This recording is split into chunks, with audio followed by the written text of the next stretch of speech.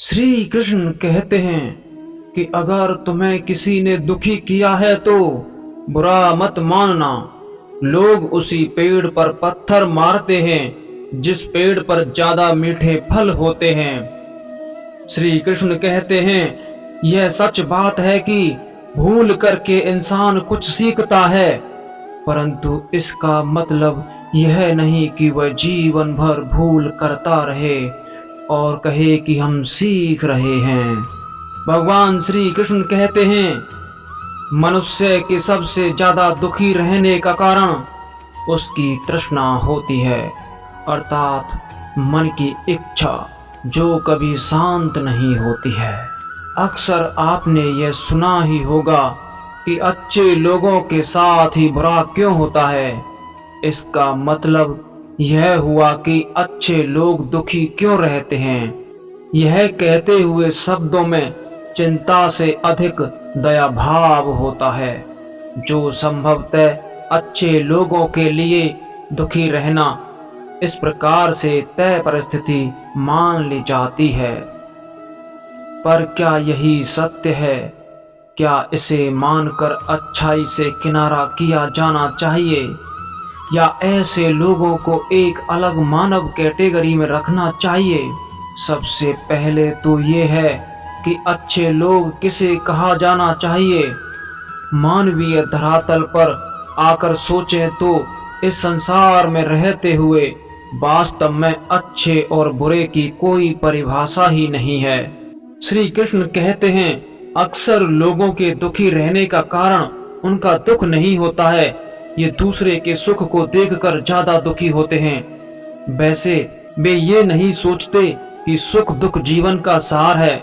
जब सुख आता है तो दुख चला जाता है और दुख आता है तो सुख चला जाता है। सुख दुख गाड़ी के दो पहियों की तरह ही होते हैं। एक गांव में एक बूढ़ी दादी रहती थी। वह भगवान पर बहुत भरोसा करती थी। वो हमेशा पूजा पाठ में व्यस्त रहती थी। उसका पूजा करने के साथ साथ वह हमेशा गरीब असहाय लोगों की मदद भी करती थी। उसका यही दयालुता का भाव देखकर लोग उनसे मदद मांगने आ जाया करते थे और बूढ़ी दादी उनकी हर संभव मदद कर देती थी। वह ऐसा ही करती तो उसका स्वभाव भी ऐसा ही बन गया। अब वह इस उम्मीद में रहती थी कि कोई उससे मदद मांगेगा तो मैं उसकी मदद करूंगी, लेकिन कभी कभी ऐसा नहीं हो पाता था और सभी लोग उसे बहुत अच्छा मानते थे और उसके बारे में अच्छी अच्छी बातें बताते थे। लेकिन दादी दूसरों की मदद करते करते अपनी परेशानियों को भूलकर अब उनकी परेशानियों को अपना मानने लगी और उनके काम को पूरा करने की इच्छा बढ़ने लगी और वह खुद दुखी रहने लगी। इसी तरह से उन सबके साथ भी ऐसा ही होता है जो दूसरों की मदद करते हैं। वे ये भूल जाते हैं कि वे भगवान तो है नहीं जो हर संभव सबकी मदद कर सकें। कभी कभी परिस्थिति आपके अनुकूल नहीं होती है तो आप ऐसा नहीं कर पाते हैं। भगवान श्री कृष्ण कहते हैं मनुष्य के शरीर में मन, नेत्र, स्रोत और आत्मा जब आहत होते हैं तो दुख का एहसास होता है। मन किसी चीज की जिज्ञासा करता है और वह पूर्ण नहीं होती तो मन को दुख का एहसास होता है। जब मन दुखी होता है तो शरीर दुखी हो जाता है और शरीर दुखी होता है तो हमारी चेतना दुखी होती है और चेतना का संबंध अंतःकरण के साथ होता है। श्री कृष्ण कहते हैं कि इस जगत में मनुष्य भौतिक वस्तुओं का भोग करता है। अगर वे चाहें तो सब कुछ छीन सकते हैं, मनुष्य कुछ भी नहीं कर सकता है।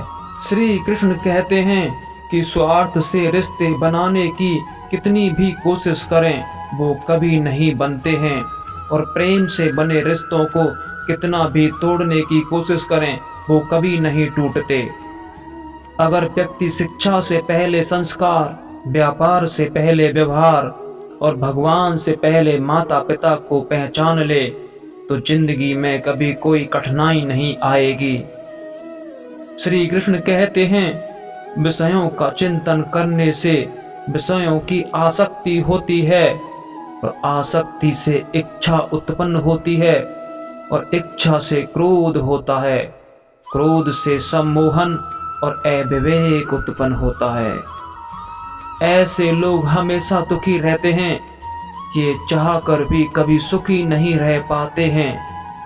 श्री कृष्ण कहते हैं, हर किसी के अंदर अपनी ताकत और अपनी कमजोरी होती है।